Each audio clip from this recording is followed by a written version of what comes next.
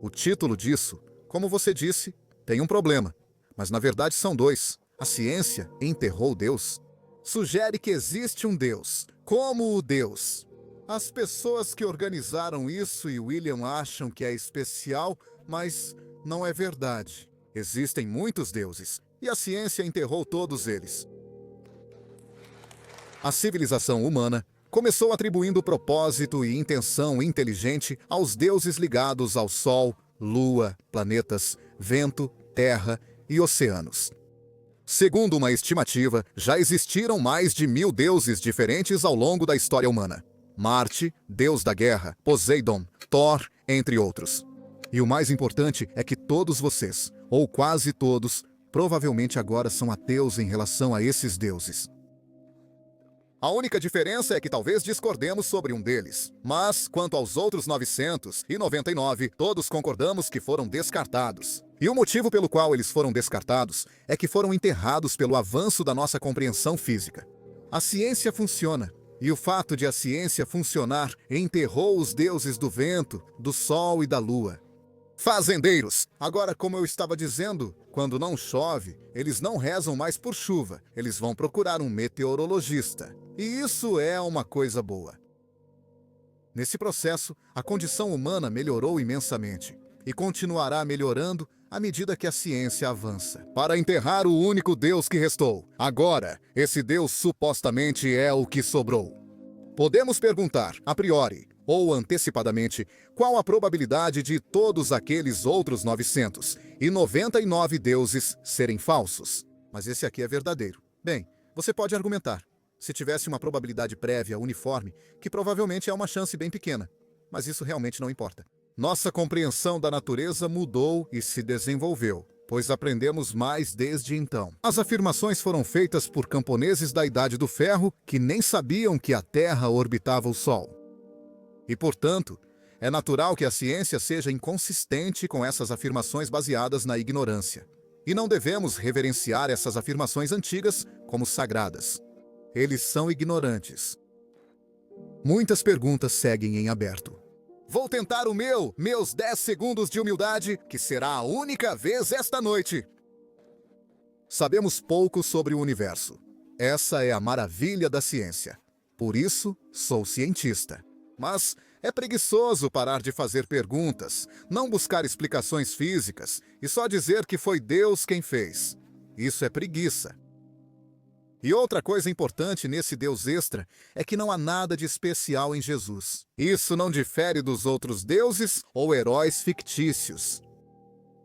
Antes de tudo, não existe qualquer evidência empírica de que ele fosse divino. Assim, ele compartilha isso com todos os outros deuses já propostos.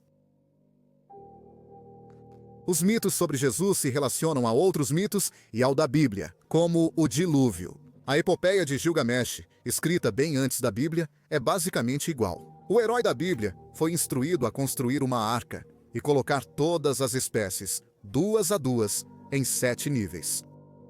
Mesmo nascimento virginal, nada especial em Jesus. Veja, todos estes supostamente nasceram de virgens. A história é simples.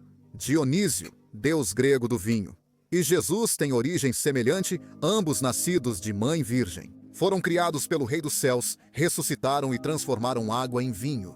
Na verdade, eles, você sabe, falaram sobre comer e beber a carne e o sangue do Criador. Eles foram considerados como libertadores da humanidade. Essa história foi contada repetidas vezes, e esta é apenas uma das versões mais recentes. Nada de especial. E a ressurreição não é nada de especial. O mito da ressurreição existe desde Osíris. Osíris era um dos principais deuses egípcios. E costumava ser apenas isso. No Egito, inicialmente só reis seriam ressuscitados com Osíris. Mas no novo império, qualquer pessoa poderia ressuscitar com ele. Eu ia dizer, com Jesus, mas não importa se seguem os rituais certos. A mesma besteira. Agora, o ponto é que o fato dessas crenças estarem de fato sendo destruídas está relacionado ao fato de que a crença depende não só do tempo, não só da história. No mundo ocidental, o número de pessoas com afiliação religiosa está diminuindo constantemente. Isso depende de onde você mora. Se nasceu nos Estados Unidos da América e é religioso, provavelmente acredita na Bíblia e em Jesus. Se você nasceu na Índia e é religioso, pode acreditar em Brahma. E em quem se manifesta você é Genshina. Se você é do mundo islâmico, acha que o Alcorão é a palavra perfeita de Deus e que Maomé é o último profeta. É curioso como sua crença depende do lugar onde você está. Mas o que é ótimo é que vivemos em um mundo onde a informação está se tornando mais acessível. E por causa desse acesso global à informação, estamos vendo a religião diminuir. Porque as pessoas estão aprendendo que os mitos e mentiras que lhes foram ensinados caem por terra quando elas conhecem o resto do mundo. Outras pessoas acreditam em mitos e mentiras diferentes dos seus próprios. E é por isso que estamos vendo a religião morrer cada vez mais. O centro do debate é claro. A proposta é que a ciência refuta Deus.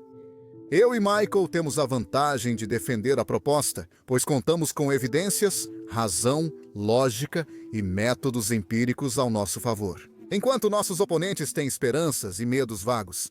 E eles estão argumentando a favor de uma proposta que se mantém existindo apenas por fiapos de espaguete emocional e ideológico, muito parecido com esse tipo fornecido pelo monstro do espaguete voador.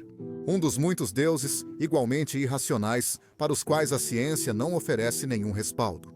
Mas, primeiro quero começar esclarecendo a natureza da proposta, porque a proposta não é que a ciência desprova Deus, é que a ciência refuta Deus. Isso é importante porque não se pode refutar uma noção vaga e infalsificável. Eu não conseguiria. É impossível refutar que Deus criou todos nós. Há 15 segundos lembrando dos comentários engraçados que ouvimos antes. Não há como refutar isso. Certo? E é realmente importante reconhecer que esse tipo de noção infalsificável é infalsificável, como eu disse. Mas podemos perguntar, é racional esperar que isso seja provável? E hoje à noite, quero enfatizar que 500 anos de ciência demonstraram que Deus, essa noção vaga, não é provável. É irracional crer em Deus. Refutar Deus é contestar várias afirmações, todas fundamentadas na fé, não em evidências. Primeiro, Deus é necessário. Segundo, há evidências dele. Terceiro, acreditar é racional. E a questão é que o progresso da ciência mostrou, repetidas vezes, que a resposta para todas essas três perguntas é não. Não, não, não!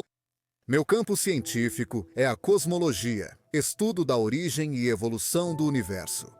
E é onde a ciência e a religião meio que se confrontam, e mitos de criação existiram ao longo de toda a história humana, e a ciência confronta esses mitos de criação. Mas quero ressaltar que nossos oponentes, tenho quase certeza, vão argumentar. Primeiro, um aspecto da ciência que pode apoiar a crença em Deus é a ideia de que o universo parece ser precisamente ajustado para a vida.